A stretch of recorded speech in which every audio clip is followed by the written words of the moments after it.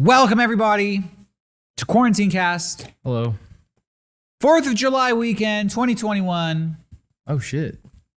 Are you going to blow stuff up this weekend? I wish. Back when I lived in New Jersey, I would go to Philadelphia or Pennsylvania and get fireworks. So fireworks are not legal in New Jersey, but they're legal in Philly and Pennsylvania? They're illegal. Yeah, they're legal in Pennsylvania. There was a place called Fireworks Land? Phantom Fireworks. Their logo was crazy. Phantom. It looked fireworks. like... Was it a ghost? It's the ghost of somebody who was playing with illegal fireworks and died.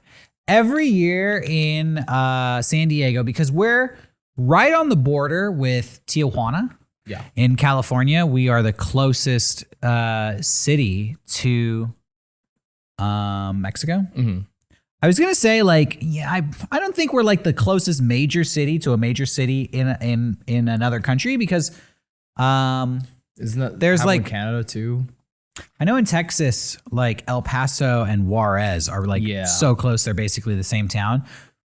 But I wonder if maybe it's similar to San Diego and Tijuana, because it's literally like 20 minutes from downtown San Diego to downtown Tijuana. You just got to go into another country. Because we're so close to Mexico here and you can get Mexican fireworks easily, every year, this time of year, they start not having PSAs, but basically doing news reports of kids that have killed themselves or blown off their hands by playing with illegal fireworks. And in fact, I remember being a kid here in San Diego and they would do these like firework demonstrations on television where they'd show they'd put a firework in the hand of a like crash test dummy and they'd be like, this is what you get with a 30-second fuse when it's a faulty fuse. You think you have 30 seconds, watch this. And then they light it. It's just like, zoop, like 2 seconds. Yeah. Half a second blows the doll's hand off. When I was younger, or to this day, whenever I get Roman candles, I hold them in my hand and like shoot them off. And then it wasn't until recently that I learned that they could just explode in your fucking hand. Like if it doesn't shoot out, it just explodes and you could lose fingers. We're not going to show any videos of anybody blowing up today. Don't worry. But happy 4th of July and stay safe out there and don't hold your fireworks, kiddos. I've been trying to remember this whole time that movie, The Phantom. Who's the guy who starred in that? It's like been. Are you talking about Billy Zane? Billy Zane. I was trying to remember his name because the logo for the Phantom fireworks kind of looked like the Billy Zane character. Like purple, it was purple and shit. Gunman. Yeah. That movie, that's a very 90s movie. I would like to revisit The Phantom sometime. Me too. I remember it as a kid and thinking it looked cool. I never saw it. Like he was like a purple dude like riding a horse. I think it's like based off a real comic. I'm not sure. Or like old serials or something like that. Something like that. It never caught on. It was supposed to be like a darker Indiana Jones where the guy like shoots people with guns. Yeah, all I remember is he had a ring for some reason. He did. He got his power from a magical ring. God, the Phantom is so cool. Dude, the Phantom's sick. The Phantom is sick, bro. The Phantom rips it up. Billy Zane, super underapprecited. I think so. Cal from Titanic. And I'm sure he was in something else. He was, clearly he was in The Phantom. Billy Zane, we love you. Come be on this show, Billy Zane. How's the quarantine been treating Billy Zane? When's Titanic 2 coming out? Ooh, Cal's Revenge. Cal ripping it up. Return of the Cal. There's like an animated sequel to the Titanic. Really? That's really terrible. Drinks out of here. This is we're not sponsored. Form. Yeah. Well, we are, but it's Nutter's Coffee today. Anyways, sorry for having my drinks on display. Yeah, total tangent. We do have a great episode today. Yes. We are. We have an interview with Kevin Steinhauser from Math the Band. Yes. And Math the Band. Because he started 2 bands. And Flange Factory 5, the book, the energy drink, the album, the video game. This guy is fucking prolific. He has his hand in so many different projects. And he has close ties with Johnny and the Mega64 community. You've done a couple music videos for Matt the Band. I directed with my friend Jesse a couple of music videos for Matt the Band. Our bud Frank Howley, I think, directed a video or 2 for Matt the Band. I feel like I'm the only video director in the crew that hasn't done a Matt the Band video. What the heck? What are we waiting for? I talked to Kevin, but I never brought it up. We actually had I don't know. It's a fun conversation. Yeah, We talked about all kinds of crazy Talked stuff. about ska. Yeah, he's an awesome guy. He's super funny. He's really fun to talk to. I think I made a new best friend. Kevin, I love you. You're cackling over there. Oh, sorry. You don't have to apologize, but did I say something wrong? No, I got that was a joyous laughter because I'm just so happy that my two good friends are becoming friends. Yeah. So stick around. We're going to get to that interview in just a few minutes. But before that, we have some breaking news here. Breaking news. Yeah, breaking news. Dude, the Ducks are overrunning Baton Rouge, Louisiana. You probably haven't heard of this story, dude, but they have what they are calling, I actually thought this was extremely clever. Duckageddon. No, they're saying it's like Foul play. No, wrong. You can cut me off again. They're saying this Tailspin. You're way more clever than anybody in Baton Rouge, Louisiana. They're saying it's like the movie The Birds, but with ducks. The Ducks. Hire me, Baton Rouge. I would have. The Ducks. I'll punch this shit up. Apparently, I don't know what happened, but in a certain neighborhood in Baton Rouge, there has been an explosion of ducks. Even just saying an explosion of ducks is better. Yeah, I don't know if you could see this, but there's pictures where it's just like hundreds of ducks in this one neighborhood. And so at first the neighbors thought it was cute. Yeah. And they would feed the ducks. No, you don't do that. You don't want to do that because now it's caused what they are describing as a feeding frenzy where literally anytime a door opens or even a window opens, hundreds of ducks will descend upon that person. And the residents of this neighborhood don't know what to do.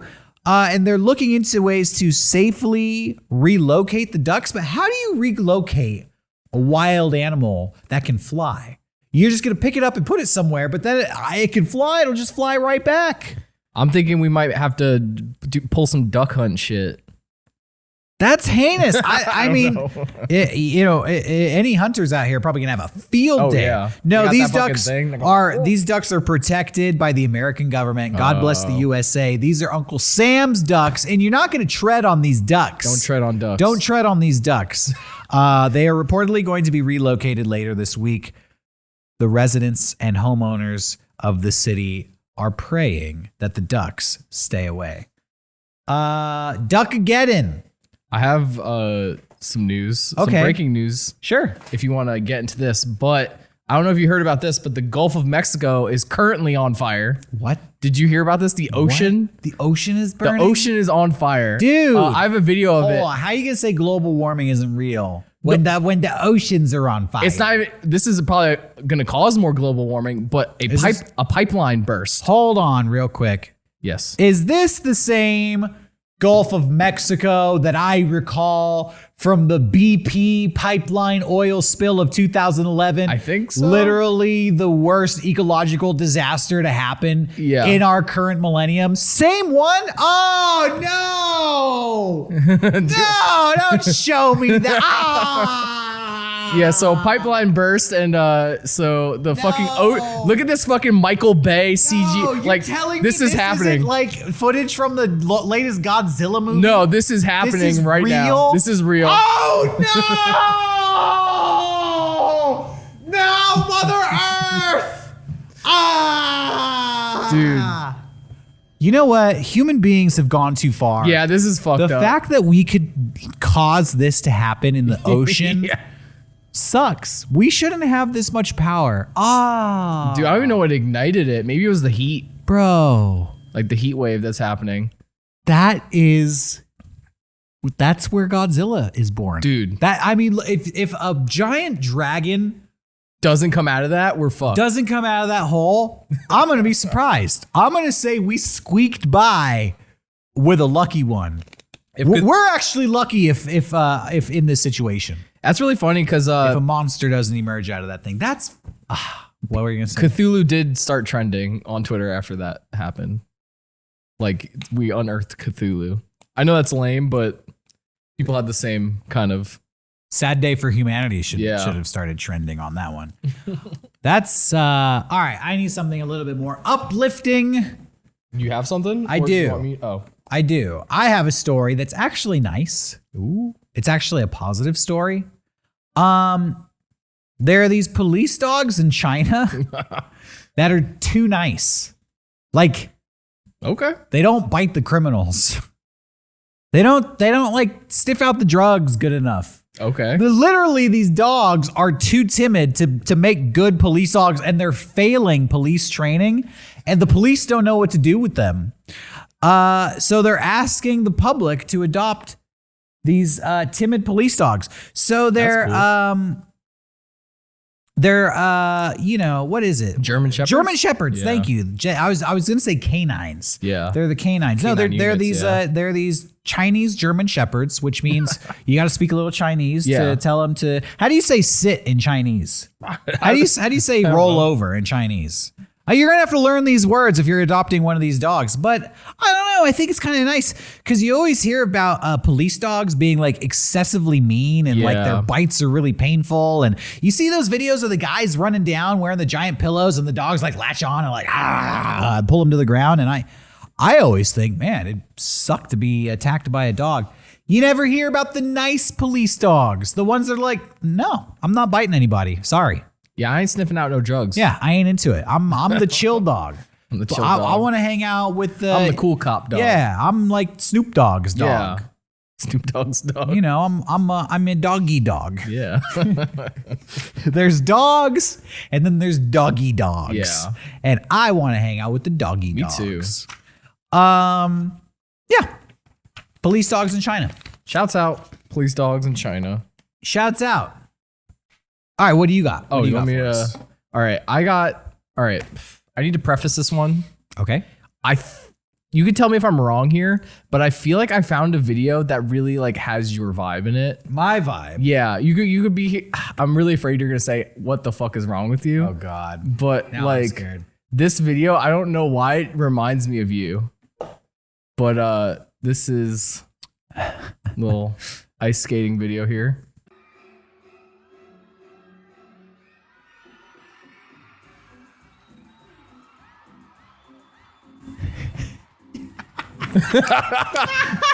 Yes. Yeah. That's awesome. That is totally my vibe. Yeah, right? I just like this ghost face like fucking cutting a rug. Dude, I'm glad you like that. Yeah, that was amazing. I loved it. You've got the horror theme. You've got classic, the killer You got from the dance Scream. moves. But also you've got the cultural swag, you know, a little bit of the syncopated Afro-Cuban jazz beat, get into that salsa dancing on the ice. Yeah, that's like my favorite movie as a kid, and then every family event I ever went to. That is my vibe. I saw it like 3 a.m. on TikTok. I was like scrolling late at night and I was like, oh, that's like just Derek's whole vibe right there. I don't know, like I assume when somebody dances to music like that, they are a Latin person. They're from the Latin community. What is it with these videos of the Latin community where they take these pop culture icons and then they just break out into like some salsa sultry dance, dude? I feel like I've seen Michael Myers twerking all time. I feel like I've seen Iron Man and Batman like dropping booty to the floor, and it's always like set to some, you know, I love that video. Either that or like Latin music, man. That's infectious. Yeah, that's a good video. So, you know, they always tell you, you know, stop and smell the flowers. They do? You never heard that phrase? Yeah, I have, but I haven't heard it in a long time. You've never heard that phrase. Wow. No, I have. This dude's never heard that phrase. Okay. The way you reacted is like, they always say, stop and smell the flowers. And you're like, they do? And I was like, yeah. And then you're like, oh yeah, I've heard that. My mom used to say that to me every day before school. They're always like telling me to get a job. They're never telling me to just like chill. And Nobody ever said, stop and smell the flowers. Like, don't rush through life. Just enjoy the little things. yeah, I guess. Everybody, instead, your mentors as a child were like, get a job. Yeah, pretty much. Dang, dude. You had a harsh childhood. A little bit. I feel like I was on a path, but I want to take like a therapy detour. Yeah, So, no, like, we're good. Let's move on. How come nobody ever said stop and smell the flowers? I think the phrase is stop and smell the roses. Yeah. Or, you know, well, this next news story will tell you don't do that. get a job. You'll live longer. Because a woman, actually a TikToker, accidentally dosed herself with a highly poisonous and a hallucinogenic drug. Peyote? After sniffing a flower on the street known as Devil's Breath. I've heard about this. Yeah? Yeah, I've heard about Devil's Breath. You've heard about it? Yeah. What do you know? I just know it's fucking insane. Yeah, so a TikToker named Rafaela Wayman found this large yellow flower, which it's one of those flowers that like hangs downwards and kind of like blooms out to the bottom. Okay. It's known as Angel's Trumpet, but I guess it contains one of the world's scariest drugs, a poison known as, how do you pronounce this? Scopolamine. She said her and a friend were on a way to a party when they noticed this flower and they sniffed it. Because, you know, people are always telling you just to stop and sniff the flowers. Was this in America? This was in Canada. It was in Toronto. Oh. She arrived at the party about 20 minutes later and was, quote, feeling fucked up. Dude. Apparently, they started hallucinating, and I guess they went to the hospital and found out that, yeah, they had been dosed with a powerful hallucinogen and potentially deadly drug after sniffing the devil's breath. That's some Joker shit. It's crazy that this flower is just like, well, not even necessarily that this flower is just out in public, but I guess you forget sometimes that plants can be poisonous and that there's just like poisonous plants surrounding us out in public. Now, sometimes you have to eat these plants, but I guess there are things out there where you just stick your face in it and get messed up. I can't wait for all the like people that are going to have like drug retreats where they try to go where this plant is growing and sniff it. Yeah. Have you heard about that frog that if you like smoke its like its skin, you like hallucinate? Well, I'd always heard about like toad licking. Yeah, I think it's similar, but there's this one toad somewhere. I don't know where it is. You smoke its skin? Yeah, you like it gives off like venom, and you like dry it up and you smoke it. Oh, okay. And there's videos of people doing it where they're just like, they just start screaming, and then there's like these like shaman dudes be like, no, he has a lot to go through right now. He's dealing with his demons right now, and it's just people like, like just screaming. It's like what's that drug where it only lasts for like 10 seconds? That got really popular on YouTube. I don't know. Fuck. It was like a legal plant. You talking about salvia? Yeah, salvia. It's very similar to salvia where you just immediately just fucking start hallucinating, but it doesn't last that long. We should smoke salvia on this show. It's legal, right? And you immediately start hallucinating? Oh, it's not anymore? I don't know. Dang. Well, never mind. We could do kratom. We're not going to break any laws. Yeah. There's that one video where that couple does salvia and then the one person falls out of the window. Did you ever see that? Well, no. I don't watch those videos, Johnny. I'm not into the butt bungee. It's a classic. You're like, where do you think I started with all this stuff? Here's a funny story. Okay. I guess they unveiled a statue of Elon Musk in Manhattan. Ooh, yeah. A bronze statue. I saw an image of it. Yeah, I saw an image of it too. It kind of looks like a Ronald Reagan statue. Yeah, it looks fucked up. It doesn't look very good. Well, I don't know if it'll be there very long because wave of New Yorkers have already vowed to defecate and pee on it. Like an insane amount of people have all made the same joke. Like, I can't, thank you for posting the location of this online. I'm going to be peeing on that later today. Like, everybody wants to use this thing as a toilet. It's pretty crazy. Here's a picture of the statue, actually. It's also, in this like really like egotistical, like pretentious pose. Like, I've just accomplished my dreams of fixing every problem in America through AI. It's not a vibe. It's not a vibe.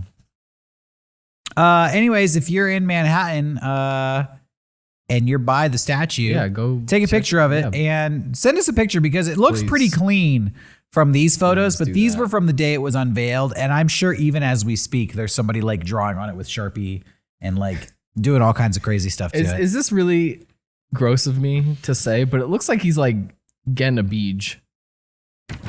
Like he's like, Now that you say it, right? Like, does it? Yeah, I need to see the full body here. Yeah. That was weird. All right. Well, we're about 20 minutes into the show. Yeah. I think it would be a good time to go to our interview with Kevin. Sure. Anything we want to say about this? It is a long interview. We actually spoke with Kevin twice. Theme of this show is our audio failing on us. Kevin graciously returned for a second interview after our first interview got toasted.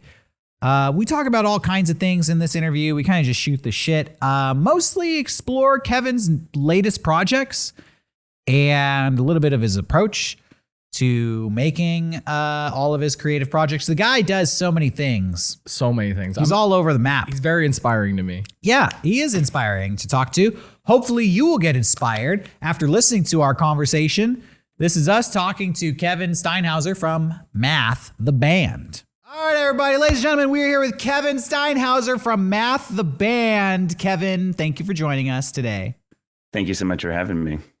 Yeah, absolutely. I think we should just let everybody know, full disclosure, we already did an interview with Kevin, and the audio got all jacked up. Yeah. We were doing a bunch of E3 streams, so I had to mute the desktop audio, so we missed out. So you've graciously come back to give us a second interview. Round 2, rematch.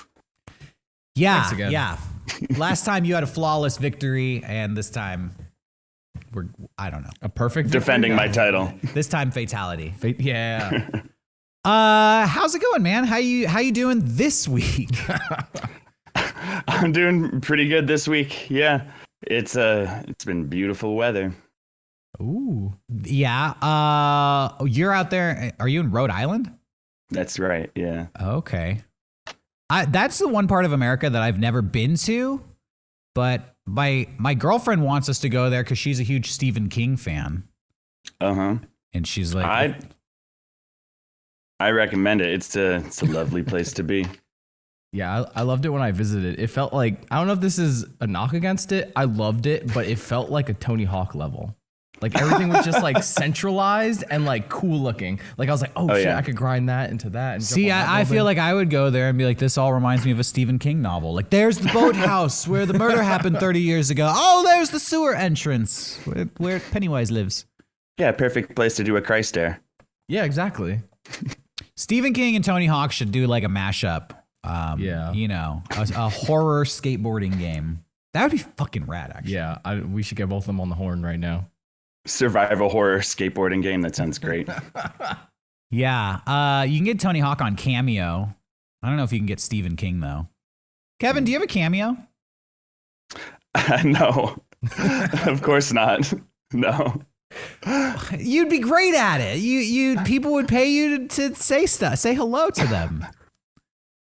I'm already saying stuff for free. Why would they pay me for it, you know? That's literally what we here at Mega64 said. Yeah, because people always ask them to get on Cameo. Well, we have a relationship with some people in Hollywood who knew about Cameo before it was a thing. And they're like, we're about to launch this new thing called Cameo. And we think you guys would be great for it. And we're like, really? Us? Like, you're going to launch it with us? Anyways, I'm just talking about myself. Could have made millions.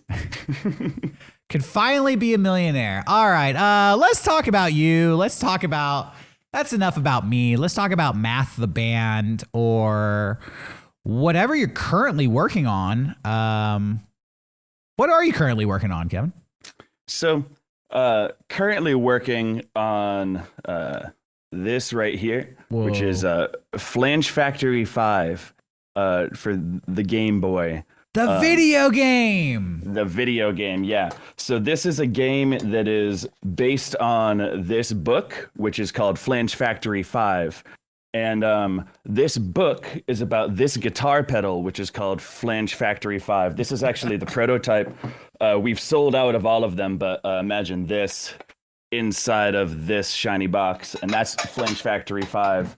And there is also an album about the novel called Flange Factory 5, and also a promotional energy drink called Flange Factory 5, and together they're the 5 Flange Factory 5s.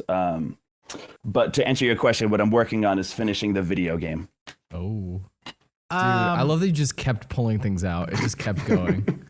I love that so much. Yeah, Flange Factory 5 is like a wormhole that never ends. So you have an album about a book, and the book is about the guitar pedal, right? Yes. Yeah. Yes. How does and then the video game is about the album? Or the video game is about the book. So the video game is a combination of like different types of gameplay, but you actually have to go through all of the text of the entire book, playing it like a Galaga style. Like imagine like the opening credits of Star Wars, words are going by you and you got to like fight your way through it and also read it because the bosses ask you questions about the book. Oh gosh. So it's like a book report almost. Yeah. Yeah. It's a game that makes you read, an entire novel. Yeah. You know, kids these days aren't reading. They're just playing the dang video games. We figured out a way to force them to read. While drinking an energy drink and playing a guitar pedal. So how does the energy drink factor into Flange Factory 5? Well, the novel also, it's a choose your own adventure novel. And so depending on which way you go, it's mostly a quest for this guitar pedal. But it also goes off in a segue about this energy drink. And so here it is for you to buy. Okay, so, and then I guess if you got all of these items, you could be living Flange Factory 5. That's right. So there's also an optional like performance art piece for the people who are able to collect all these items. Absolutely. Okay. We guarantee it. Is your video game officially gonna be the final release on the Game Boy? You know what I mean? Like they haven't. I don't think they've released a Game Boy game in a long time. Oh, it won't be official. Like it won't be like licensed or anything like that. But we will be selling them as physical cartridges. Yeah. So unofficially, it'll be like the final release on that system. So. Yeah, actually, there's a pretty big like indie community of indie game makers making games for the Game Boy right now. It's pretty sweet. There's lots of games coming up for the Game Boy all the time. Really? Yeah, I was gonna say like Limited Run did some stuff with Game Boy as well. Oh man, I'm out of the loop. Yeah. Last time we talked last week, and you said that you were studying game design, right, or programming? Yeah, I just finished a degree in computer science, so not game design per se, but it applies to game design, and so I'm just running in head first. Honestly, I know nothing about it. Game design, that is. Do you play these like indie Game Boy games at all? Do you stay up to date on that stuff? Yeah, I see what other people are doing. Especially since I started making this, I'm interested in seeing how other people do what they're doing. And there's a lot of them are on itch.io. And I'm on like Discord server for like a game making community there, and I'm always checking out what other people are doing. All right, let's you know what I wanted to ask you, kind of just we had so many great interesting topics last time we talked, and I'm trying not to rehash all of them. Johnny, do it. I'm angry. It was such a good interview, but for people out there that may not know the whole history of Matt the Band, why don't we talk about how this all started? I was reading about you a little bit before we did the interview, and read that Matt the Band was something you started when you were 16 years old. Yeah, around then. How did the band form? What was the genesis of Math the Band?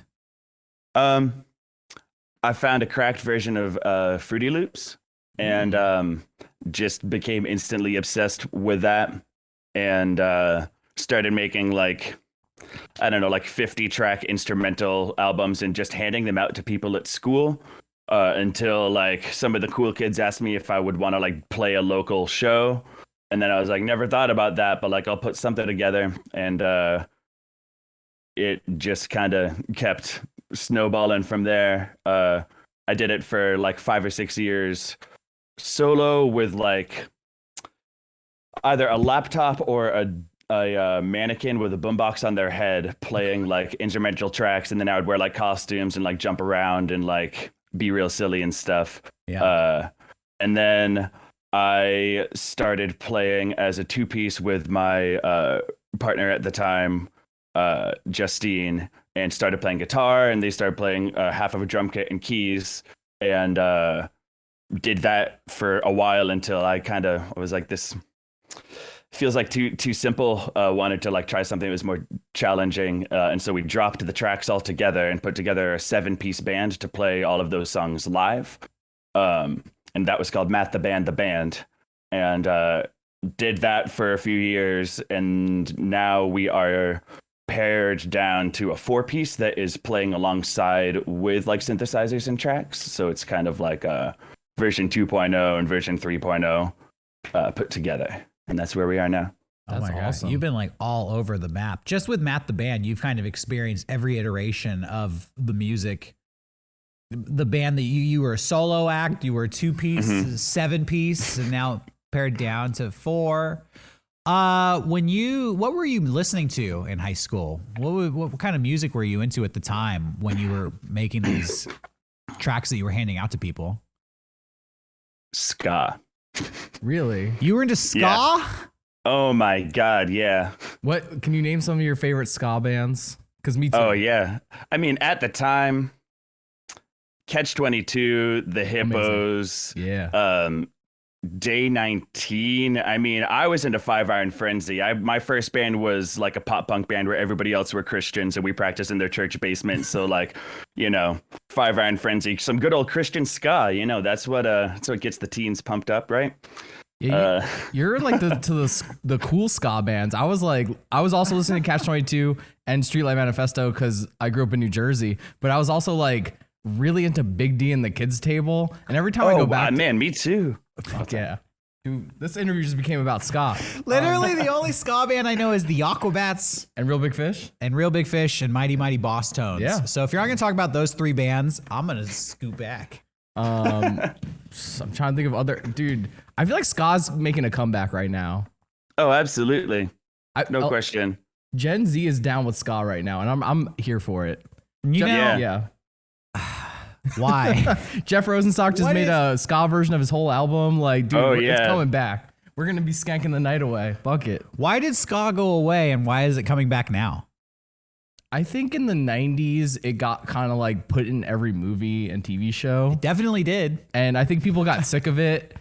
And there were just bands that I feel like that just kept at it. And they're slowly like, people are like, oh, this band has been around for like 20 years doing ska. And I feel like they're just coming back. That's my interpretation. I don't know what you think, Kevin. I think that like the core audience never really went away. You just stopped hearing from them. I think that, I don't know, ska is such a distinctive genre of music that like there's always going to be people that like absolutely love it. Yeah, maybe. So like it just had its moment in the mainstream in the late 90s. Yeah. And then it just went back to its own sandbox for a little while. Its own corner. Yeah, because in like the 80s and 70s, I feel like it was really big in the UK. And then like in America, we fucked it up. I feel. As we tend to do. So, did you say you were in a Christian ska band? Yeah, I want to know more about that. I wish. No, I was in a Christian pop punk band. Oh. I was the only one that was not religious. Funny story, actually. The band likes to pray before sets, and I wanted to be one of the guys, so I would like stand with them while they were doing that. And there's one time that it was before our set, and we were like out back behind the teen center or whatever. And my mom's friend drove by seeing me and these group of people standing outside in a circle. And she told them they were smoking outside. And I got grounded for like weeks. I was like, no, I was praying with my friends. And they were like, that's the worst lie I've ever heard. That's hilarious. Yeah, right. You were praying before a rock and roll show? Bullshit. What was that band called? The Schwartz. Ooh, nice. Like the family from the Christmas Story. Oh. Yeah, and also, isn't that the Force from Spaceballs? Yeah, the Spaceballs, yeah. What was your guys' hit song? I don't know. I don't remember. You don't remember anything from that band? No, they kicked me out because I wasn't any good. Oh, what did you play in the band? Oh, guitar. Oh, yeah, okay. I wasn't very good. And where are those guys today? Oh, they're like happy with families and kids and all that. Okay, yeah. So they gave actually two of them are still playing music together. They're great. That's awesome. Oh, okay. That's good. At least it's not a story where they kicked you out and you were, went on to be the real musician, and then they were like, I wish we would have kept Kevin in. No, we're still on good terms and everything. Yeah. Oh, well, that's good. That's good. I feel like everybody who's kicked me out of a group, no, I tried to stay on good terms with them. It was, I don't want to have enemies out there. So back to ska music. No, I'm kidding. So I assume like after a while, like I remember you saying you got into Adam and His Package, and that was a big influence as well. Yeah, that was another thing I was listening to in high school. It wasn't all ska. Yeah, architecture in Helsinki, like weird like whispery bell music. Bell and Sebastian, pop music. Love the pop music. Adam and His Package for me, I think was a big influence just in my life.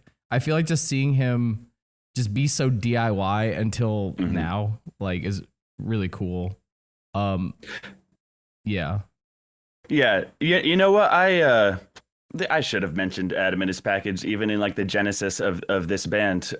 Hearing an Adam and His Package song on a comp made me realize like, oh shit, you can be a band with just like weird like beep boop sounds and like an annoying voice, and I took that to heart. I also want to talk about FL Studio if you're down. I remember being like at the end of high school and also finding a cracked copy of it and just becoming obsessed with FL Slayers. Did you ever dive into that? Incredible. Oh yeah, that was yeah, getting that VST was like a turning point for the band. Absolutely. FL Studio Slayer. That was a guitar VST for FL Studio. It was fucking awesome. It was like the corniest sounds you'll ever hear in your life, and it also shredded. Oh my god, so incredible. Yeah, I tried to. Oh, go ahead. Keep talking. The album Don't Worry, that's like FL Slayer front to back, baby. Dude, nothing but. I think I saw you guys play at Silent Barn when it was still in that guy's house in Brooklyn. And I remember I got really hyped when you were playing those songs. I just yelled FL Slayer, and then you just went, yeah. And then you went to the next song. Spilling the beans. Yeah. I downloaded Fruity Loops when I was in high school, but I could never figure it out. I feel like I got that and Premiere at the same time, and I dove into the video making stuff. So Slayer, speaking Greek to me. Did you always want to be a musician when you were in high school? Did you have other plans? Did you were you on a different trajectory and then this just kind of picked up, or?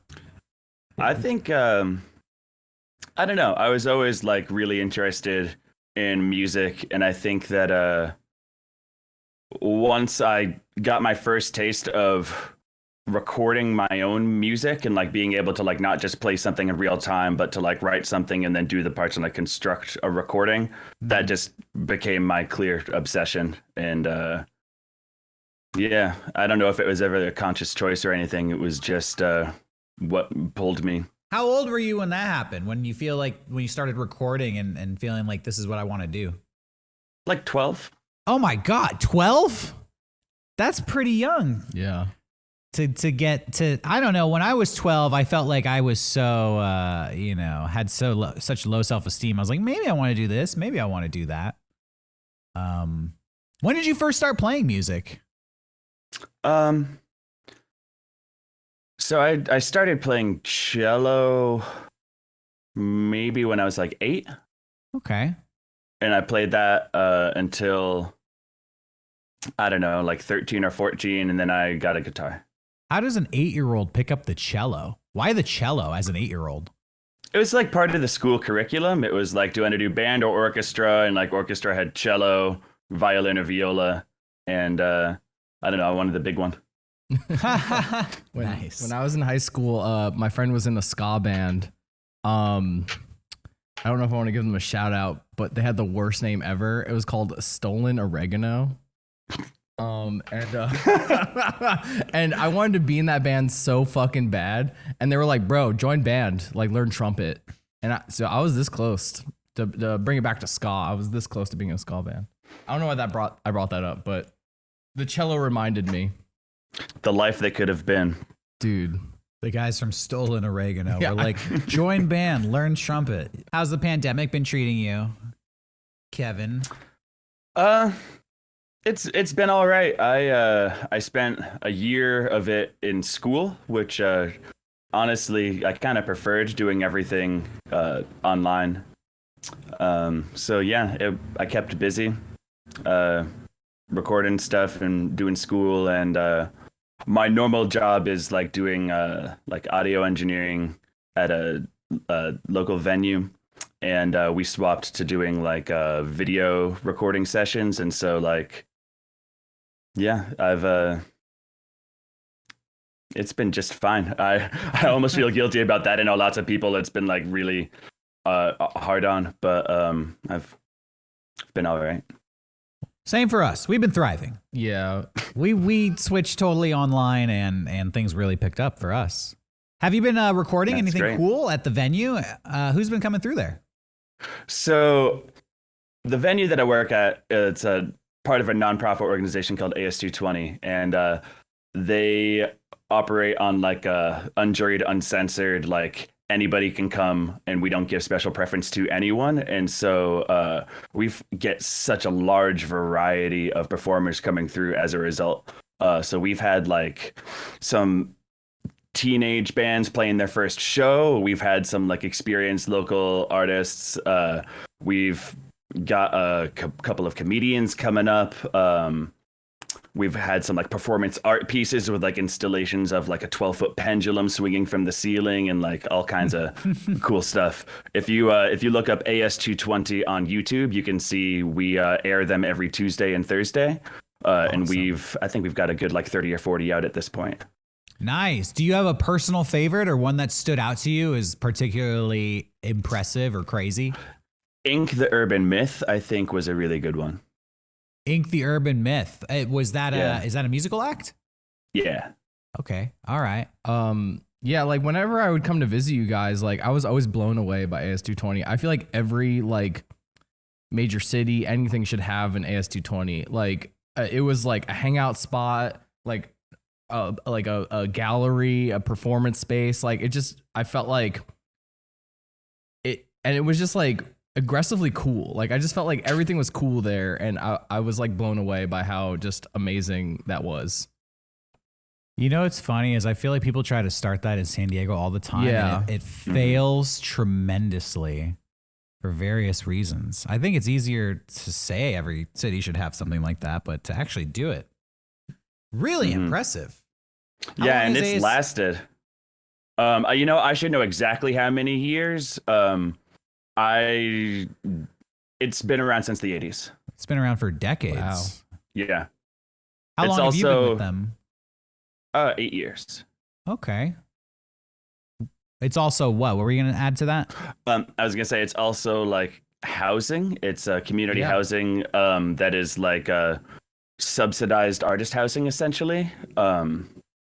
It's just a This sounds incredible incredible. spot. Dude, I'm getting pissed off. I Listening to you. I saw the apartments there, and it was like beautiful, and they were cheap, and I was like, this is like, I think this is what the artist like haven that everyone's been looking for. Like people thought it was Brooklyn, but then like Vice bought all the fucking housing, but it's been in Providence, Rhode Island this whole time.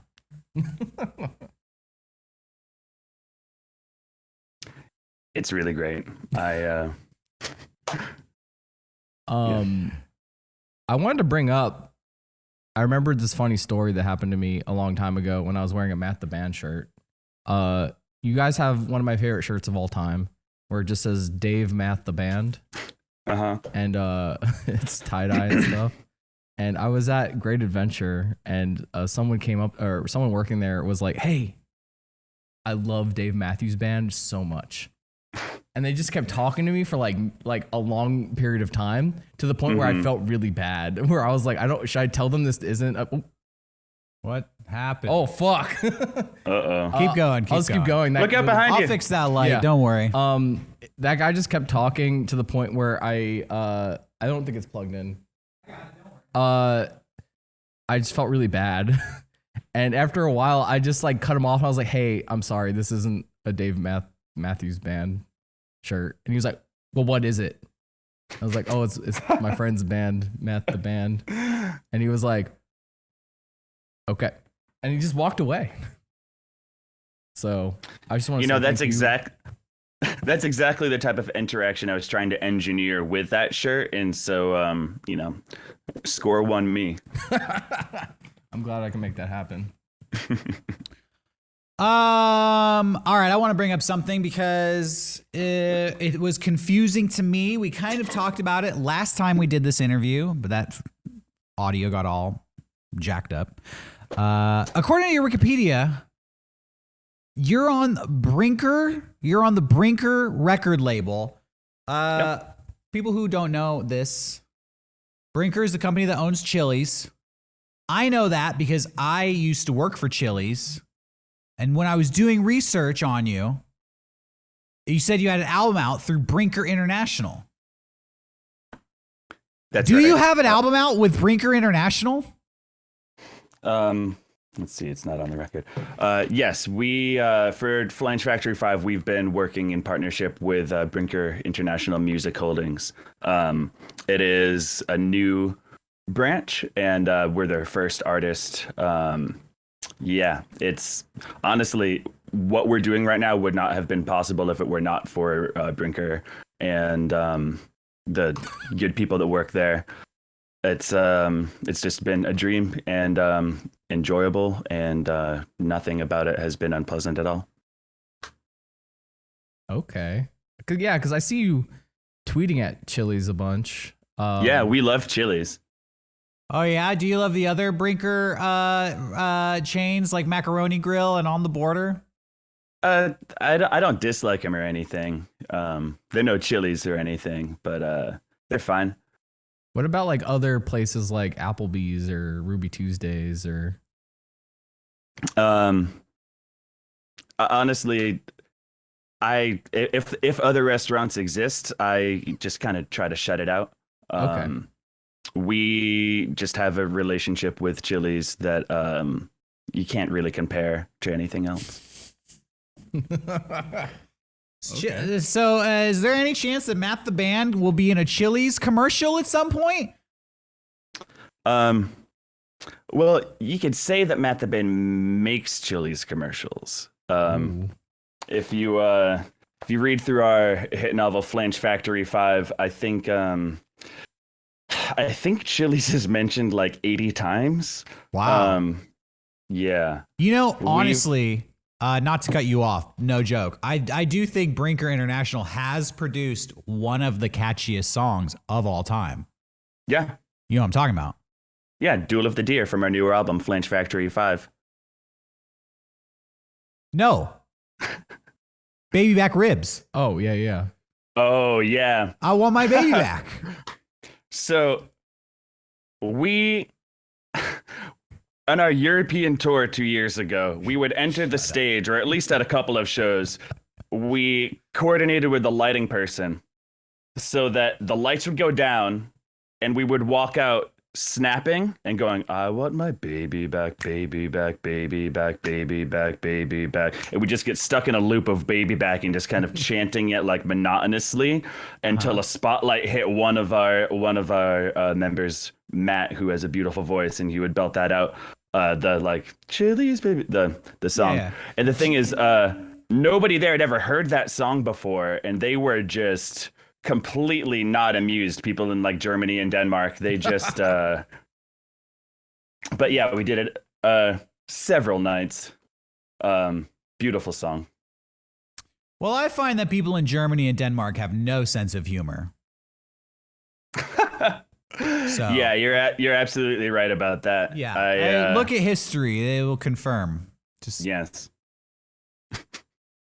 Denmark particularly. I'm flabbergasted. You opened up your show with Chili's baby back ribs. So I guess the Brinker, connection was always there. Oh yeah, it's been around for a while. They actually, in all seriousness, do send us free Chili's bucks.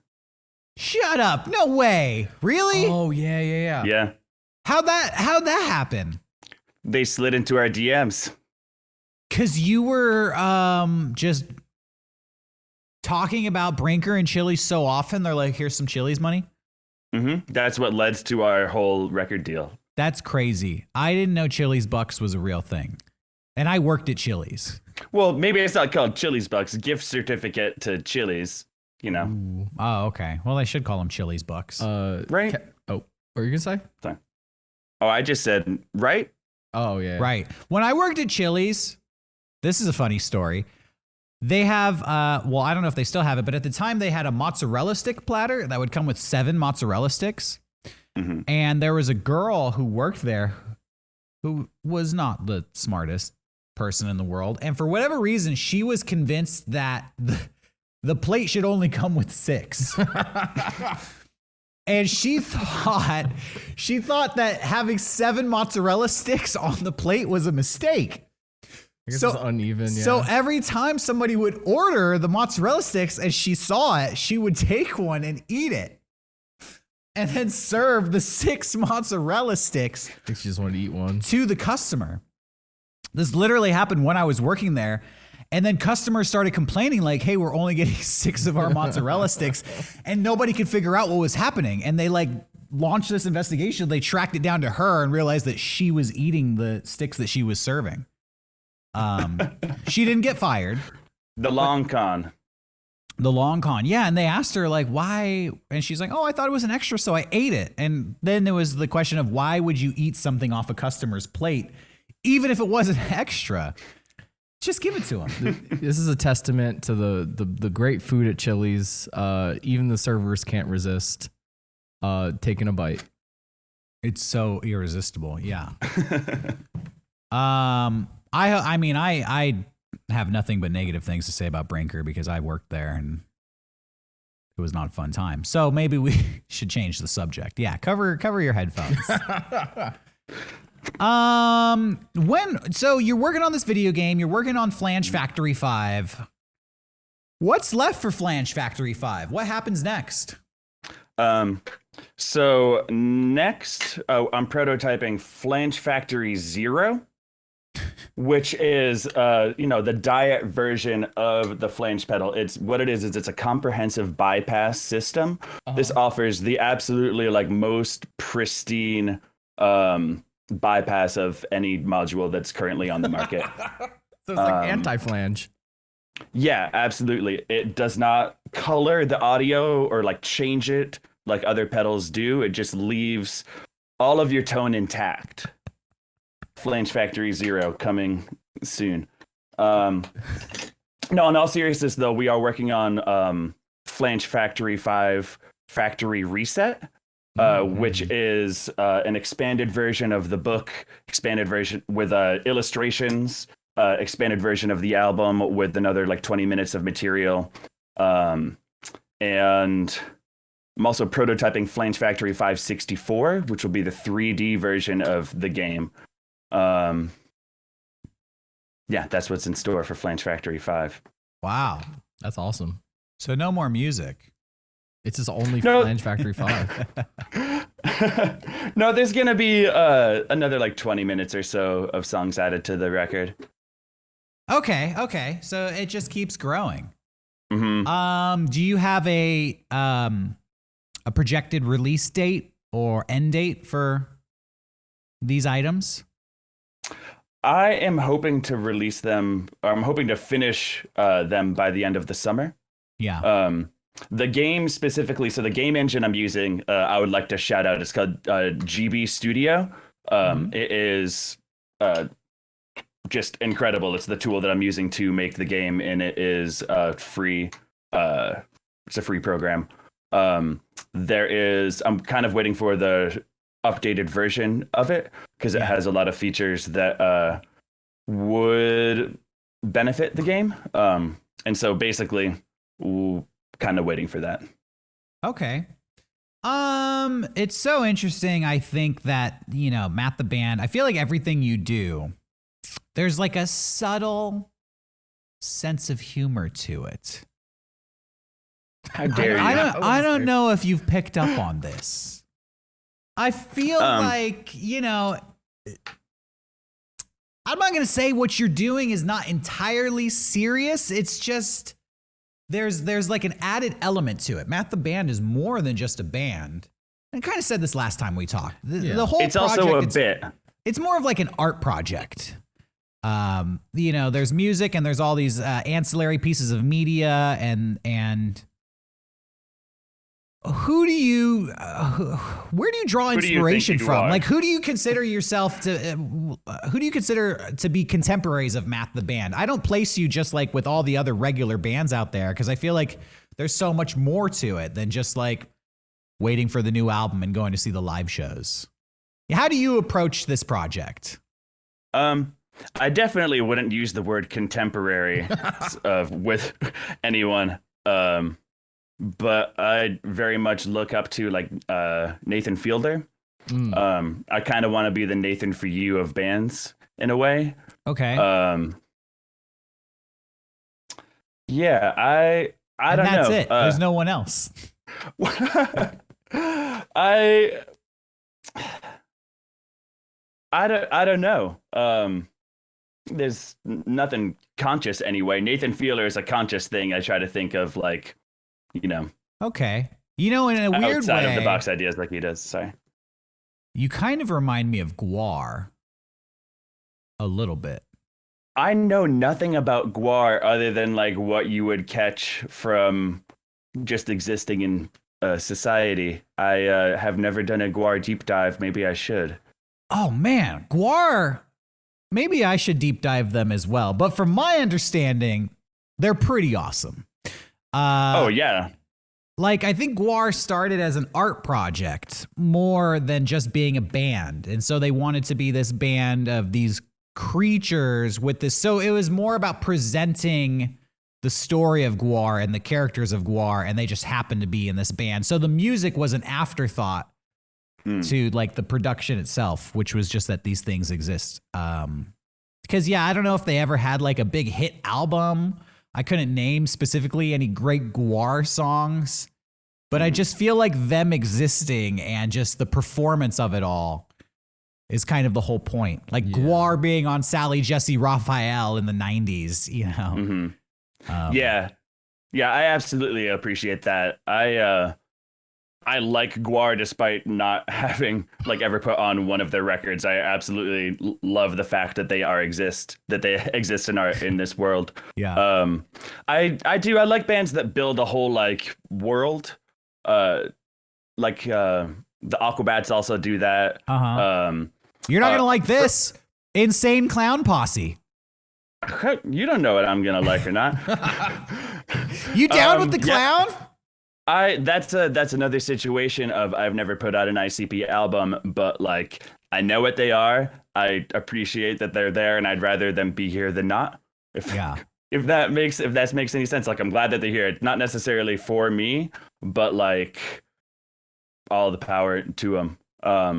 The Proto Men are another one of those kind of bands, and some friends that I would want to shout out. Those guys are incredible. Yeah. Saw them at MagFest. Shouts out they've been around for a while. Mega64, the Proto Men, Matt the Band. We've kind of crossed paths like throughout the past decade, just going to different gaming events and conventions. Mm-hmm. I don't think I've ever like actually met those guys though, so we should talk to them sometime. Are you looking forward to returning to conventions? Are you going to be going to any conventions coming up when they start opening up? I don't have any plans to right now. Yeah. I don't know. Maybe this won't make me popular. I've never gone to a convention that I didn't perform at. I don't know. The crowds kind of make me a little bit. It's like not really my scene, I guess. I don't know. That's totally fine. I prefer working a convention than just attending it. Because you kind of get to skip all the bullshit. You know, you can avoid the crowds, you get preferential treatment. But what about performing even? Do you have plans to perform again? No plans to, but I would absolutely love to. And yeah, I agree. When you're there and you're performing, you always have the like backstage place that you can run to if you like need some space and want to get out of a crowd, etc. But yeah, I would love to get back into that. Hell yeah. Last interview, I brought up a story, and if you're not down to tell it again, please tell me. But I would love for it to get out here. If you're down to tell the shark attack story again. Oh yeah. Yeah, sure. So this is a story. Shark Attack is a song you wrote, and you want to do a video for it, right? Yeah. Because last time you said the shark attack story, and I was like, this dude got attacked by a shark. You know, that wasn't the story at all. So yeah, Shark Attack was one of the first songs that I made with like lyrics in it. And the summer after I graduated high school, I got a message from this person who was starting they're trying to like start their own MySpace type of a website, and they had found their daughter was a fan from like MySpace, and they offered to pay me to travel down to South Carolina to film a music video for the song Shark Attack. And they said that it can be whatever you want. We've got like a sound stage. Like, what do you want to be in the music video? And I kind of tried to call their bluff by just like coming up with stuff that they would say no to. I was like, all right, I want to be like flying through the air, and I want there to be like Martians with like, you know, tinfoil hats and like green makeup and like all of this ridiculous stuff. And they were like, yep, sounds good. Cool. See you on this date. And I drove down to South Carolina and show up at this TV studio. And there are like maybe a dozen what seemed like children all wrapped up in like actual tinfoil, not like silver costumes, actual tinfoil and like makeup and stuff. And, you know, it's the middle of the summer in South Carolina. And they put me up in a harness and I'm swinging around and there's kids like dancing on the floor and stuff. And an hour or two into this, the kids start passing out from the heat. At least a couple of them are like need to be taken away. And I'm just literally up in a harness for like 4 or 5 hours singing the same song over and over as like kids are passing out around me. It was one of the more bizarre scenes that I have ever been a part of, I have to say. Wow. I didn't pass out until I was an adult. And I was never in a situation so strenuous as a child that it caused me to pass out. Like, were they singing or were they just like dancing? They were just like dancing. You know, maybe I shouldn't say pass out, like, you know, collapsed, you know, yeah. a gentle collapse. They I'm probably just saying, didn't lose that consciousness. sounds pretty traumatic. Yeah, looking back at it now, it seems like that definitely should not have been happening. Like, I would be angry at my mom if she's like, you're doing a music video and I passed out wearing a tinfoil suit. But that's not your fault. That's not your fault. Those are the parents. You know, it's their obligation. You're just there to get a cool video. Right. Is the world ever going to see that footage? Maybe, probably not. I pulled it off of the internet. That website never even launched, I don't think. Yeah, we'll see. Probably not. You know what I would love? Take this if you want. That should be a level in Flange Factory 5. Yeah.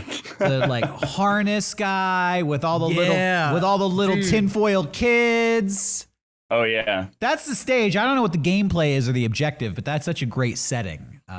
Absolutely. That's what I think, you know. It's like the moon level in DuckTales. You just like zero gravity and you're like floating around. Yeah.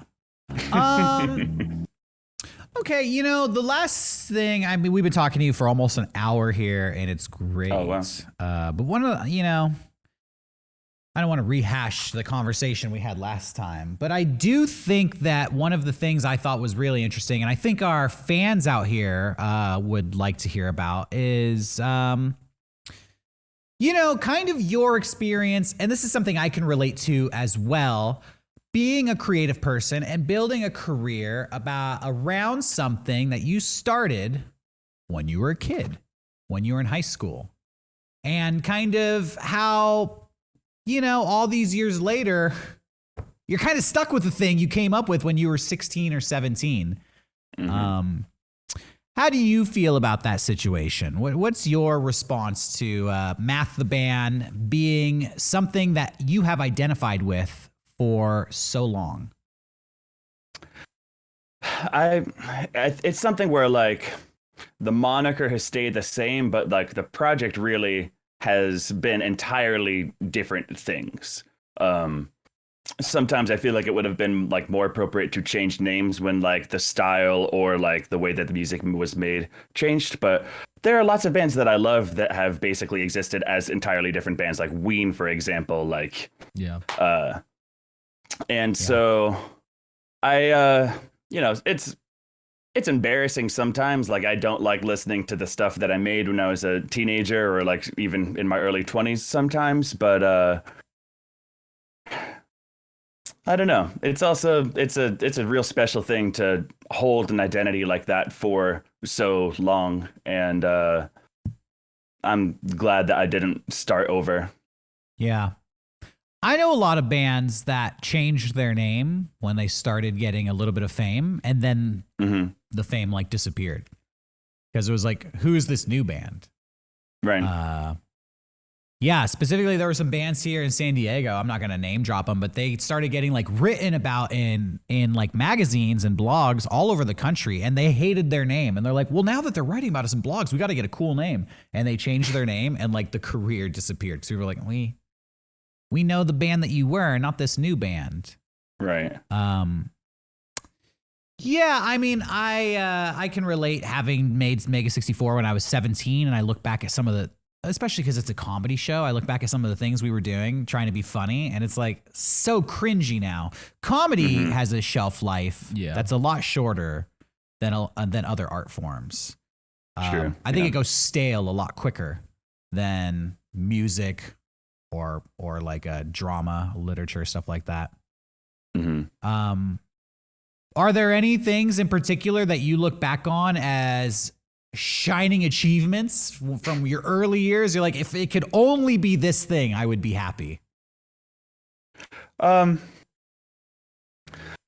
I genuinely think that everything that I've done has been better than the thing that was before it, or at least to me.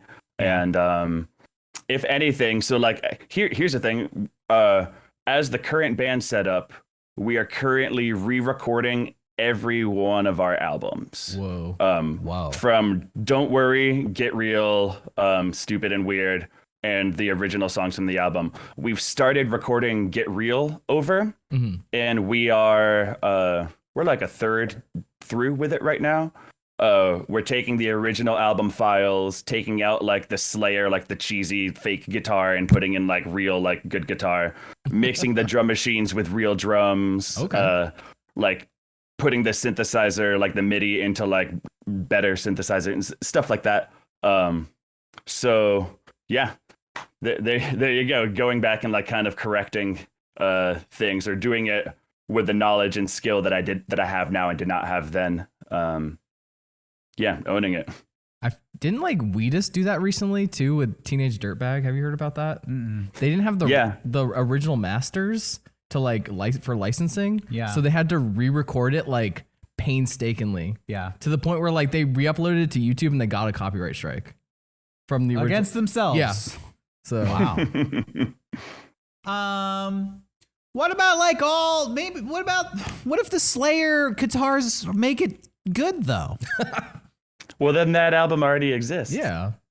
You know? I guess that's true. I guess you're not getting rid of anything. Yeah. And also in the process of re-recording every album, we're learning every song. And so at a live show, one day we might be able to take like any request from any album type of a thing. Oh, you're building up your arsenal. That's cool. Yeah. Where do you see Math the Band going? Because it's such an open-ended project with so many different facets and media pieces to it. Like, what is the ultimate end goal? And I know you just shrugged, but I still want you to try to answer. A cult. Ooh, legitimately? Yeah, sure. Matt the Cult. I can see that. I can Cult see that. the band. I think cults are the next cool thing. Yeah, Jared Leto has his cult. I think you could do a cult that is little tongue-in-cheek, where it is a cult, but, not with all the heavy fake religion, but all of the pageantry and loyalty. Mm-hmm. Well, I did have an idea for releasing a record that is also like there'll only be like, say 300 copies of it, and it's also a 300-member club, and the only way you pay for it is by signing a piece of paper saying that we have your soul now. But you can only get 300 of them. Yeah. Okay. Well, what do you do with all the pieces of paper? Mail them into Brinker International as per our contract. Of course. Yeah. Well, when is that? Could that potentially still happen sometime? Yeah, God willing. Okay. All right. Nothing's off the table. Well, that's wonderful, Kevin. I think I want to thank you for joining us. We've been talking for like almost an hour here, and we've covered so many different topics. I think I've run out of things to talk about, unless we want to go back to ska and guar. Real quick, I just wanted to say, like, Matt the Band means a lot to me, so I just want to say that, like, I wouldn't be here doing anything if it wasn't for like working on those music videos for you guys. We didn't even mention that you've done music videos for Kevin and Matt the Band. Like, when I first went to art school, like, seeing you guys play a bunch of shows, like, was super eye-opening and like inspiring for me. And so I owe a lot to Matt the Band, and I just want to say thank you. I love you, Johnny. I love you too. Johnny has made the absolute best music videos for our band. Didn't have time to think. January 2008. I Hope You Die. Yeah. Absolute mensch. Well, I'll add to that too that I'm happy to like meet you and talk to you, because I feel like Mega64 and Matt the Band have always crossed paths kind of vicariously at all these events. So I know there's like a huge crossover in kind of our audiences and our interests. So yeah, I'm absolutely thrilled to be meeting up like this also, and I hope that we see more of each other. I know. I wanna be in Flange Factory 5. Me too. Yeah. Let's talk. I want to start the Flange Factory 5 YouTube channel. We'll talk after the show. Kevin, thanks for talking to us today. If people want to find Flange Factory 5 or Math the Band, where do they go online? FlangeFactory5.com takes you to our Bandcamp page, because we don't have a real website. That's all you need to know. And if they want to get the energy drink and the pedal and the video game, all they have to do is have a time machine, because everything's sold out except for the vinyl right now, and the video game isn't out yet. But there will be more with the release of Flange Factory 5 Factory Reset. That's right. So plug in and stay tuned, and you don't want to miss the next releases. Nope. All right, Kevin, it's been a pleasure. Thank you, Kevin. Thanks so much for having me. Yeah, we'll see you soon. Bye-bye. Bye. All right, we're back. Are you still watching Quarantine Cast? Thank you. Do you not have any plans for today? I mean, don't make them turn it off. We're like 90 minutes into the show. Yeah, are you doing anything for the 4th of July? I think I still got like another hour left of content here. Fucking strap in, bro. Am I doing anything for the 4th of July? Hanging out with you. Ooh. Hell yeah. My bud. You know, I think I'm going to, we're going to get some fireworks. We're going to get some Budweiser beer. I love Budweiser. It's the only beer can with an American flag on it, as far as I know. We're going to get some red-blooded steaks, because we ain't vegan, and we're going to sing Proud to be an American until our neighbors fight us, those damn communists. Do you think we're going to put up any 4th of July decorations?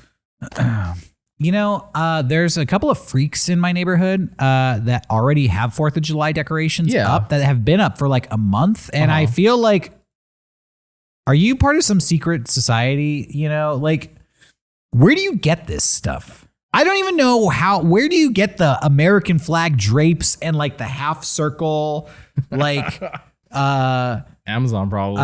Yankee Doodle. All from China. Like it looks like they're running a presidential campaign from 1865 at that house. Yeah, there's all that old fashioned red, white, and blue like frills and trills and decorations hanging out their windows and on their porch and stuff. Like I have a video of some cool 4th of July decorations. If you want to see those. Fire it up. It's a lot. Let's see if they can outdo my neighbor. No sound here, but okay. 2020. Yeah, cool. It's a lot of flags. Whoa. That's a lot of. Whoa. That's a lot. That's a lot of flags that aren't the American flag. Yeah. You know, that's the thing that just. Whoa, yeah, fraud. Is so. Whoa, cool. Oh shit.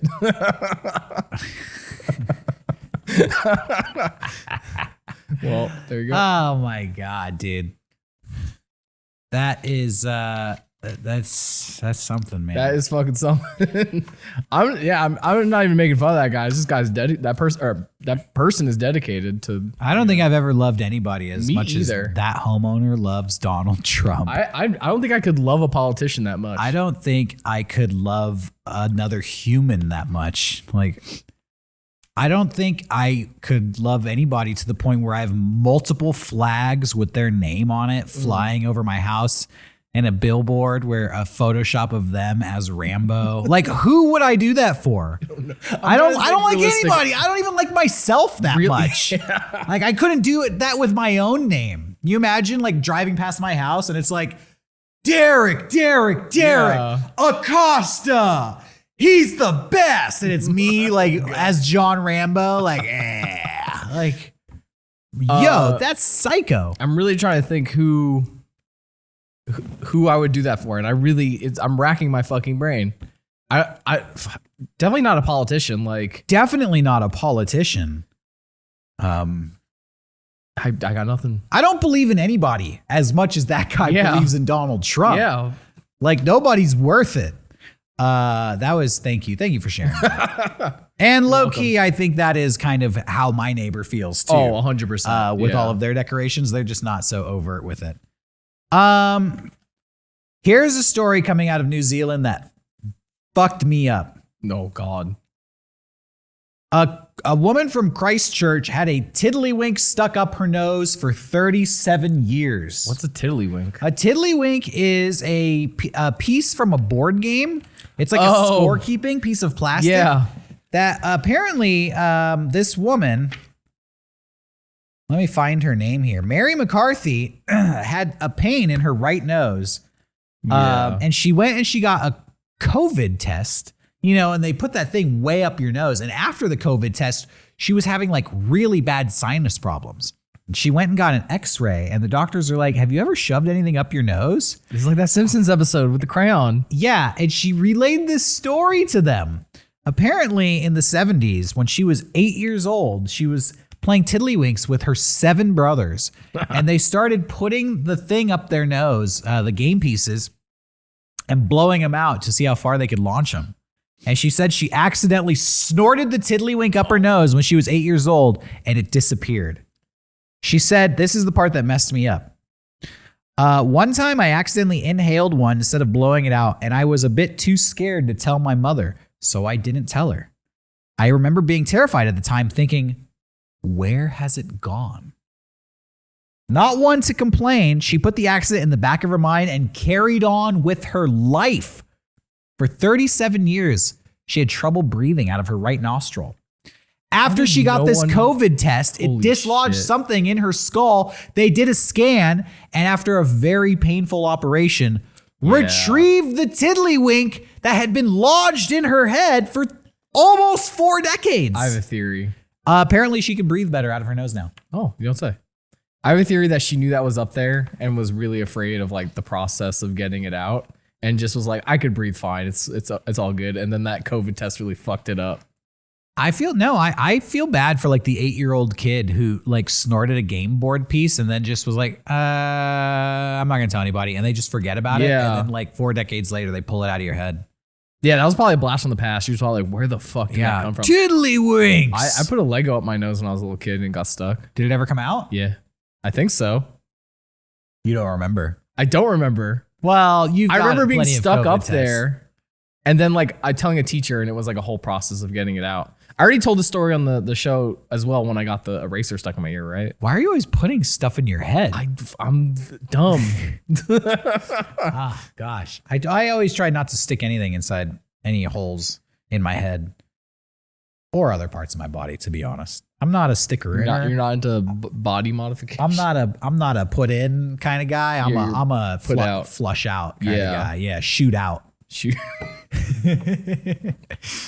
Especially when it comes to my ears and nose. So there's an 80-year-old woman who lives in California.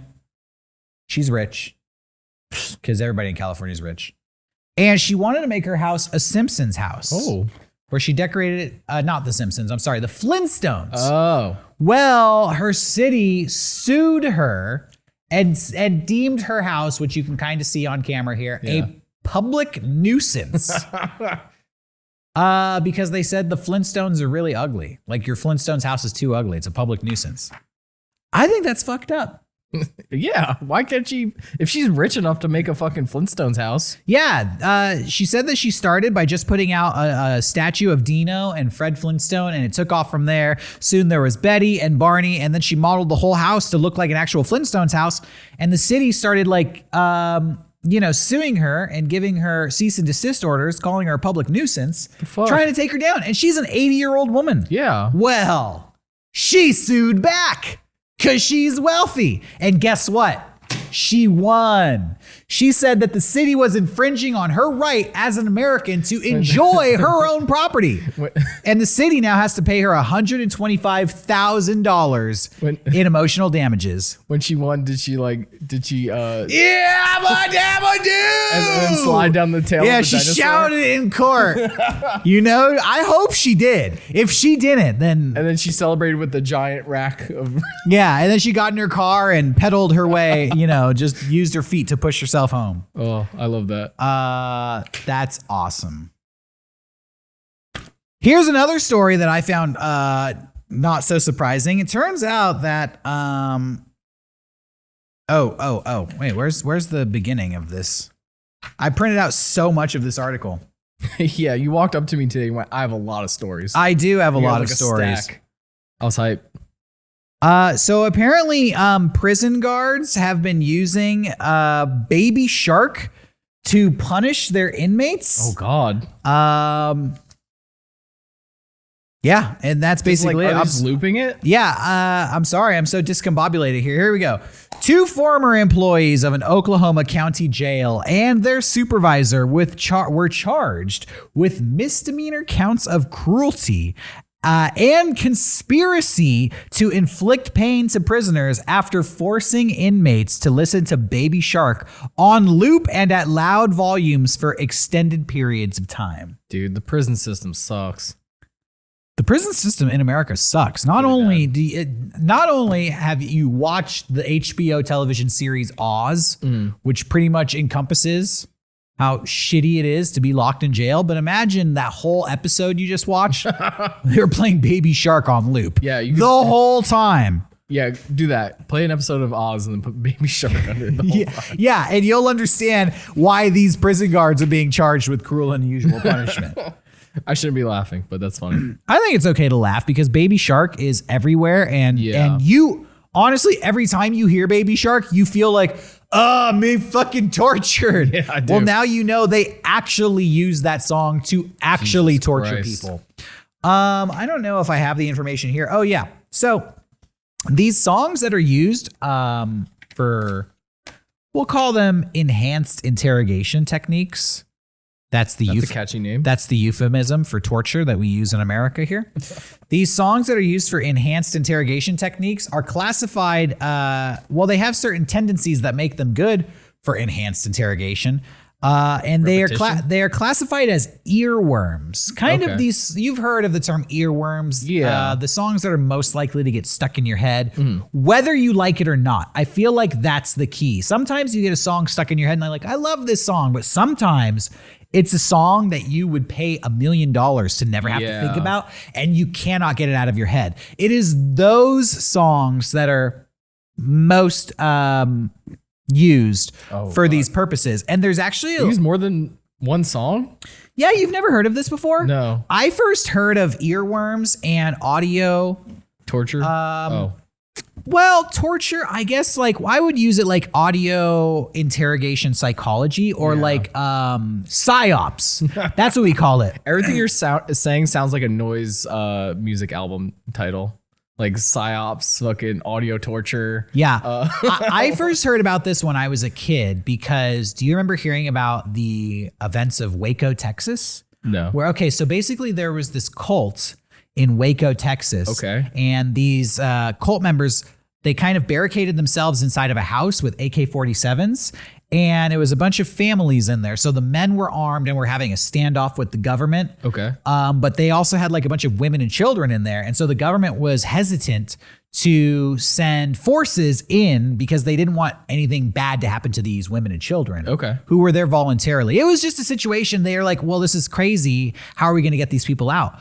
Well, one thing they did, this was in 1993. Oh, yeah, I did hear about this. Yeah, they brought in these giant... I think they make fun of it in the Tenacious D They show. do. Yeah. It's a famous thing from the 90s. They make fun of it in a lot of comedy shows at the time. They got these super loud speakers and they blasted Metallica Hell yeah. for 24 hours, day and night, at the Waco compound, just like the wailing guitars. And they would blast other songs as well. And then it later came out that I heard about that when I was a kid, and the story resurfaced during the Bush administration because they were using those techniques to interrogate people at Guantanamo Bay, where they would take soldiers who were believed to be members of Al Qaeda and they would lock them in a room and they would play the Barney song over and over for hours. I love you, you love me, we're just one big family, which is fucking ironic.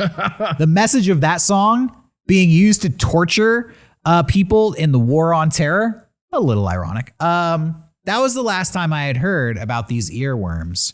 It really hasn't been in the news that much since the Guantanamo Bay stuff. But back to my point here, there is a list of the top 10 earworm songs. I don't know, what is this top 10 list? Did they get some CIA guy be like, my favorite songs for torturing suspected terrorists? Let me show you my personal playlist. This is CIA Mojo's top 10 songs for torturing people. Have you ever felt tortured?